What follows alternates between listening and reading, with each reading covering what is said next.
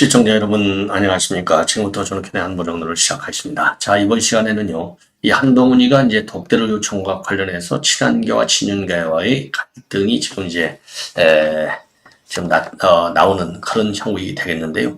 이거 참 이 아마추어가 아닌가. 이래서 당 대표는 정말 노련한 선수가 해야 되는 것이 아닌가라고 하는 반성문이 먼저 지금 앞서야 되겠다. 지난번에 이준석이 정말 그 젊기 때문에 정치판을 좀 신선하게 생산적으로 바꿀 수 있는 기대를 걸겠다. 이렇게 해서 한번 했는데 실패했지 않습니까? 제가 보기에 이번 한동훈도 지금 실패 쪽으로 가는 것이 아니냐라고 하는 우려가 당 안팎에서 많이 제기되고 있다고 합니다. 자, 그러다 보니까 친윤계는 이거 도대체 독대한다고 해놓고 언론 푸는 게 이게 말이나 되느냐. 이런 입장을 내놓고 있어요. 권성동, 장해찬. 그리고 이제 홍준표 지금 내가 대구시장이 오래간만에 내가 그냥 두고만 보려 했는데 도저히 볼 수가 없다. 예, 당 장악이 안 되니까 지금 대통령한테 기대서 하려고 하는 건데 그런 것은 잘못됐다. 이렇게 일격을 가하고 있습니다. 그래서 이 내용을 말씀드리도록 하겠고요. 서울의 소리가 또다시 사고를 일으켰네요. 자, 우리 이제 김건희 여사가 지난 18일 날, 18일 날 밤 1시경에요. 그야말로 이제 이 관전을 경비하고 있는 그 젊은, 그러니까 이제 그 경호 요원들이 되겠죠. 경호 지원 요원들. 요 분들이 이제 한밤중에 좀 배도 고프고 그럴 거 아니에요. 그래서 좀, 그 간식거리를 좀 사러 바로 이제 관저 인근의 편의점에 갔는데 요거를요, 블랙박스로 촬영해가지고 서울의 소리에다가 전면 폭로를 했습니다. 자, 그래서 마치 개 산책하러 나온 것처럼 또 왜곡해서 보도를 했어요. 야, 이거 서울의 소리 이거 정말 이거 싹 정리해야 될 것이 아닌가. 그래서 이 정도의 잘못된 이 보도, 아주 고의적인 악랄한 왜곡 보도에 대해서는 강력하게 법적 대응을 할 필요가 있지 않나 이런 생각이 듭니다. 그래서 요게요, 중앙일보에서 대대적으로 지금 보도하고 있습니다. 그래서 요 내용을 말씀드리도록 하겠고, 요거는 이제 조선일보가 보도하고 있는 내용인데 지금 이원석 체제와 달리 심유정 검찰총장 체제에서는 나이가 굉장히 지금 젊어지고 있다. 그래서 97들이 지금 완전히 장악하고 있다. 예, 97. 그러니까 90년대 학번에 97세대라고 하네요. 70년대 이 출생자들이 대세다. 자, 그리고 이 빅4의 경우에는요, 특수통에서 공안기획통으로 바뀌고 있다. 그러니까 이제 검찰이 굉장히 젊어지고 있고, 검찰의 주 전공이 이원석 때만 해도 이제 특수통에서 주요 보직을 다 독차지했지만 이번에는 공안과 기획이 나란히 분점하는 이런 형태가 되고 있다라고 밝히고 있습니다. 그리고 이재명이가요, 지금 이제 지난번에 2년 9년형을 맞은 이후로 완전히 머리가 뻥 뚫린 것 같아요. 예, 그래서 첫날에는 아예 잠적을 했고 이튿날에는 폭우 문제, 그리고 그 다음에는 의정 갈등 문제, 그리고 지금 오늘은 이제 지방선거 문제를 거론하고 있어요. 단 한마디 뻥것을 안 합니다. 자, 그러니까 지가 죄졌다. 이거는 아는 거예요. 요거를 시인하는 것이 마찬가지가 아닌가. 요렇게 판단이 되는데요.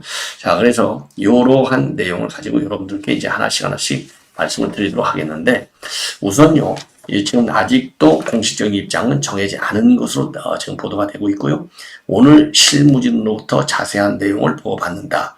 여기까지만 나오고 있어요. 그래서 지금 그러지 않아도 좀 독대라고 하는 말을 쓰지 않고서도 얼마든지 당의 진정한 의사를 충분히 용산 대통령실에 그리고 대통령한테 전할 수 있는 그런 방안이 많은데도 불구하고 이거를 언론에 깐다.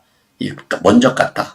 그래서 압박을 통해서 자기가 원하는 성과물을 지금 한동훈이가 받아가려고 한다. 여기에 대해서는 당황스럽고 불쾌하기 짝이 없다. 이게 이제 기본 분위기인 것 같습니다. 누구라도 뭐 그런 생각 같지 않겠습니까? 왜냐하면 정치에도요, 예양이라는 것이 항상 얘기지만 굉장히 중요한 거 아니겠어요? 더군다나 대통령에 대한 것인데, 그래서 이거는 예양에 있어서도 또 순서에 있어서도 절차적인 측면에서도 또 내용적인 측면에서도 어느 면에서 보더라도 이해하기가 굉장히 어려운 사안이 아닌가, 이런 평가가 압도적으로 저는 많다라고 보고 있고요. 저도 뭐 그렇게 생각하고 있고, 예. 그러다 보니까 이제 권성동 의원의 발언, 친윤계는 불만, 왜 이런 것까지 언론 플레이하느냐, 이게 이제 핵심이 되겠습니다. 그래서 권성동 의원의 경우에 뭐라고 얘기했냐면요, 독대의 가장 큰 목적은 중요 현안에 대한 정부 여당의 정리된 의견을 제시하기 위한 것이다. 만나기도 전에 독대 요청을 했다고 하는 것 자체가 바람스럽지 않다. 항상 이견이 조율되는 것은 아니기 때문에 독대 사실을 알리지 않는 것이 관례다. 한 대표 측은 언론 플레이가 너무 잦다. 그러면서요, 일을 성사시키는데 더 주안점이 있는 게 아니라 내가 무슨 말을 했다. 여기에 방점이 있는 것 같다. 그리고요, 또 다른 친윤 의원도 정해진 일정이 아닌데 어떻게 언론에 보도가 되겠느냐. 이런 비판을 하고 있고요. 장해찬도요, 지금 이제 여러 종류의 정치인을 많이 봤지만은 저렇게 얄팍하게 언론 플레이로 자기 정치하는 사람은 정말 처음 본다. 이렇게 비판을 하고 있습니다. 예. 이런 가운데 이제 우리 홍준표 대구시장이 이렇게 비판하고 있어요. 홍준표도 뭐 상당히 세게 이제 비판을 하고 있는데, 자, 뭐라고 비판을 하고 있느냐? 홍준표의 비판문은요, 제가 여러분께 이제 지금 자료 화면을 좀 띄웠는데요. 자, 당 장악이 있어야 믿고 독대하지. 예, 당 장악이. 당 장악력도 없으면서 독대에서 주가나 올리려고 하는 시도는 측은하고 안타깝다. 그리고 독대도 그렇게 미리 떠벌리고 하는 것 아니다. 그건 결과를 만들어 내가 나를 위한, 그렇죠? 결과를 만들어서 내가 이 나를 돋보이게 하기 위한 그런 것으로 좀 하려고 하는 일종의 쇼에 불과하다. 그렇게 권력제에 기대어서 정치를 하는 것이 아니다. 예, 당원과 국민에 기대어서 정치를 해야 되는 것이다. 당 대표가 분란의 중심에 서면 여권은 공멸합니다.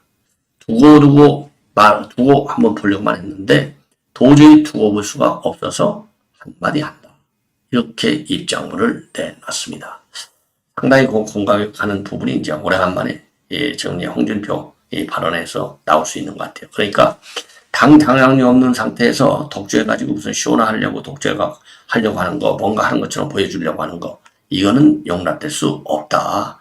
그래서 당 대표가 그렇게 해서 분란의 중심에 서면은 공멸하는 거 아니냐. 그러니까 이제 한동훈이가 결국 공멸하는 방향을 지금 택한 것 아니냐. 예, 요거는 철저히 잘못됐다. 야, 이렇게 입장을 내는 겁니다. 자, 요건 이제 이 정도로 하고요. 지금 이제 중앙일보에서 지금 방금 전에 단독으로 보도하고 있는 내용이 되겠습니다. 자, 이거는 중앙일보에서의 보도 내용은요. 유튜브 채널인 서울외소리가 지난 18일 날 어떤 제목을 올렸냐면 이명수 기자의 김여사 심야 개사체 현장 취재. 이명수는 유명한 사람이죠. 아주 못된 짓 하는 걸로. 자, 그래서 지난번 대선 국민에서도 그러니까 2021년도 7월에서 12월 달까지에 걸쳐서 48차례에 걸쳐서 약 7시간 50분 동안 통화한대요. 요거를 전부 녹음해줬어요. 이명수가. 그래서 그 녹음 파일을 갖다가 2022년도 1월에 MBC 스트레이트를 통해서 전면 보도했습니다. 자, 그래서 이것 때문에 이제 우리 김건희 여사가요. 이 서울의 소리에 이제 백은종이하고 이명수를 상대로 해서 손배 소송을 제기했고, 지난 4월 25일 대법원이요. 이 김건희 여사에게 1,000만 원을 배상하라. 이런 원심을 확정 판결한 바 있을 정도로 굉장히 사악한 인간이 되겠습니다. 자, 그래서 이 한밤중에 개를 데리고 산책하는데 초점을 맞춰서 외국 보도를 했어요. 그 보도 시점은 지난 15일 새벽 1시쯤이 되겠는데, 예. 그러니까 촬영을 한 것은 15일이고요. 방송한 것은 18일 날 방송을 했습니다. 영상을 올렸어요. 그래서 15일 새벽에 그러니까 이제 추석 연휴 기간이잖아요. 새벽에 이제 이 관저 인근의 편의점을 찾아갔어요. 예. 그 영상을 올린 건데, 이 영상은요. 차량 블랙박스로 촬영한 것이고, 이 개 산책에 초점이 맞춰서 편집이 된 겁니다. 자, 이게 이제 서울에서 보도하니까 이제 개딸들을 비롯한 좌파들이 쫙 온라인 커뮤니티에 싹 그거를 전파를 하고, 자, 그러면서 이게 그렇게 전파하고 이제 영부인이 새벽에 이제 나가니까 이거 경호가 실패한 거 아니냐. 요런 그 경호 실패를 또 비판하고 있어요. 자, 그리고 이제 설명문, 예, 이 설명문에 보면은요, 그러니까 이제 이 해설 내용을 보면은 뭐라고 나오느냐. 이번 추석 민심은 역대 최악이라는 말까지 나오고 있다. 하지만 아랑곳하지 않고 새벽 시간 유유히 동네를 돌면서 개를 산책시키는 김건 여사. 이렇게 해설을 내고 있습니까? 해설을 달고 있어요. 야, 이거 뭐 아주 지독히 악랄한. 그래서 이와 관련해서 대통령실에서는 뭐라고 이거를 설명하고 있느냐? 이 추석 연휴 때 쉬지도 못하고 간족형으로 위해서 고생하고 있는 군 장병들에게 미안하고 고마운 마음에서 그 고마움을 갖고 있는데, 그런 측면에서 이 젊은 군인들이 좋아하는 소시지, 또 이 핫바, 그 다음에 음료수 이런 것을 구매하려고 편의점에 갔다. 그리고요, 여기 이제 또 소리 영상에는 뭐가 있느냐면요, 경호요원으로 보이는 남성 2명이 무언가가 담긴 2개의 비닐봉지를 들고 있다. 그렇게 해서 이게 마치 그냥 개똥인 것처럼 갖다가 이렇게 이제 왜곡시킨 거예요. 자, 그런데 요거는 이제 이 비닐 봉지에 들어있는 것은 군 장병의 간식이라는 겁니다. 예. 자, 그러면 왜 필이면 심야에 갔느냐? 이런 또 비판이 나오고 있어요. 본래 김 여사는요, 당시 인근 주민들의 불편을 최소화하기 위해서 일부러 늦은 시간을 선택해서 편의점을 간 것이고, 그리고 이제 생각지도 않게 간식을 먹은 군 장병들은 김건희 여사에게 감사의 뜻을 표했다. 그러면서 간식을 구매하는 상황을 갖다가 악의적으로 편집해 내보낸 영상이고, 이런 논란으로 이어지는 게 상당히 안타깝다. 예. 그리고 이런 거야말로 스토킹 범죄가 아니냐, 이런 반응이 나오고 있습니다. 예. 그래서 또 이 영상을 찍은 사람이라고 하는 사람이 이게 바로 영부인을 스토킹 왔던 서울수의 이명수 아니냐, 그 행태가 잘못된 것이다. 영상에 김 여사가 주려 할인 광고를 유심히 봤다는 내용도 있는데, 그거는 완전히 거짓말이다. 이런 식의 영상을 찍은 사람은 스토킹으로 처벌돼야 한다. 그래서 요거는요, 예, 그 용산 대통령실에서 직접 고발하든가 아니면 시민단체, 또 뭐 서울 우리 시의원 이종배 시의원이 이런 거 용납을 안 하지 않습니까? 빨리 이걸 고발 조치해서 반드시 엄단해야 될 것이 아닌가, 이렇게 생각이 듭니다. 왜냐하면 이게 서울수리 이명수 이가 아주 뭐 악질이지 않습니까? 요거 반드시 대가를 치도록 해야 되는데 참 이거 큰일 났습니다. 예. 자, 그래서 요 내용이 이제 또 이게 일파만파로 많이 커질 것 같아요. 그러니까 뭘 하더라도 김건희 여사만 나타나면 악마하고 희화하려고 하는 이 악질 매체들, 그리고 악질 인간들, 그 중에는 이제 민주당 국회의원들도 포함되겠죠. 요것들 말이죠. 만약에 허위 사실을 가지고 할 경우에는 아예 일벌백계 차원에서 반드시 이게 법적 소송으로 가야 될 것이 아니냐, 이렇게 생각이 듭니다. 자, 이번에는요, 조선일보가 이거를 대대적으로 보도하고 있는데, 지금 검찰도 이제 97세대로 본격적으로 진입하고 있다. 그리고 이제 전공이 보면 그동안에는 특수통이 굉장히 유력하게 요직을 차지했는데, 이번에는 공안과 기획 등으로 나누어져 있다.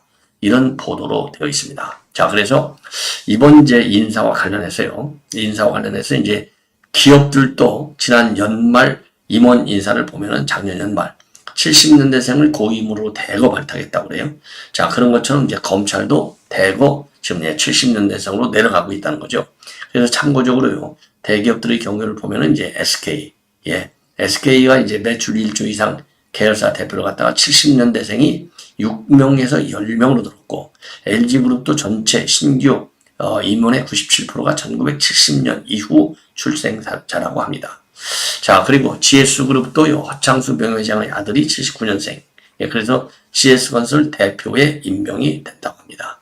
그래서 요거는요, 기업뿐만 아니라 이제 검찰의 꽃이라고 알려져 있는 검사장도 세대 교체 바람이 세게 지금 불고 있어서 10명 중 8명이 70년대생이다, 검사장들. 그러니까 이제 어마어마하게 젊어지는 거예요. 자, 그래서 이번 특히 심우정 검찰총장이 들어서면서 이 현상이 굉장히 빨라지고 있다는 거죠. 그래서 심우정 검찰총장도 71년생 이렇게 되어 있다는 겁니다. 자, 그러면은요, 그 실태를 조금 여러분들께 이제 좀 설명을 드리는 것이 좋을 것 같네요. 자, 그래서 지금 이제 보면은 말이죠. 예. 우선요, 심우정 총재가 이 총장 체제가 들어선 이후에 검사장 42명 중에 85.7%가 36명이 70년대 생으로 되어 있습니다. 자, 이원석 때는 34명 중 절반이 18명, 52.9%. 자, 그런데 42명 중 36명, 85.7%. 그러니까요, 33%나 뛰어진 거예요. 이렇게 굉장히 젊어진 거다. 그리고 가장 젊은 검사장하고 제일 나이가 많은 검사장을 보면은요, 이번 이제 이 심우정 검찰총장제에서는 가장 젊은 검사가 75년생, 가장 나이 먹은 사람이 66년생, 9살 차이가 난다는 겁니다. 그런데 이원석 때는요, 제일 젊은 최고 연장자가 63년생, 최고 젊은 사람이 74년생, 막내라서 11살 차이가 났다는 겁니다. 자, 그리고요, 사법연수원 기수로 본다면, 심우정 총장 체제에서는 고검장은 27기에서 29기, 검사장은 29기에서 31기, 그리고요, 이원석 출범 때는 그럼 어땠느냐? 고검장이 25에서 26기, 그리고 검사장이 26에서 30기. 그래서 2년 만에 검찰 고위 간부의 세대 교체가 상당 부분 진행되고 있고, 그런데도 불구하고 이제 평균 연령에는 별로 차이가 없는, 2022년도에는 52.1세, 올해는 52.0세라고 합니다. 그런데 이제 이 빅4의 경우에는 과거에는 특수가 이제 싹 다 독차지를 했는데, 이번에는 둘씩 나눠졌다고 합니다. 그래서 지난번에 보면은 당신은 송경호, 신봉수 대검 반부패부장, 김유철 대검 공공수사부장, 신자용 법무부 검찰국장, 그리고 김유철 검사장, 이런 사람들이 전부 빅4가요. 이게 공안통으로 되어 있었다는 겁니다. 자, 그런데 이번의 경우에는요, 기획통하고 공안통이 두 자리씩 나눴다는 거예요. 그래서 이창수 중앙지검장, 구동모 대검 반부패부장, 이런 사람들은 이제 기획팀에 속하고요. 김태은 대검 공공수사부장하고 송강 법무검찰국장, 이런 분들은 이제 공안통으로 이해가 된다는 거죠. 그리고 이제 고등학교를 보면 휘문고등학교 수도권 출신들이 굉장히 강세고요. 호남 비중은 감소 추세에 있다. 이렇게 보도가 나오고 있습니다. 자, 그래서 전체 검사장 42명의 출신 국어를 보면은요, 경북고등학교하고 휘문고등학교가 각각 3명으로 제일 많고, 구승모 검사장, 그 다음에 송강 검사장, 그리고요, 구당역 법무부 법무실장, 이런 사람들은요, 심우정 총장하고 같은 휘문고등학교 출신이에요.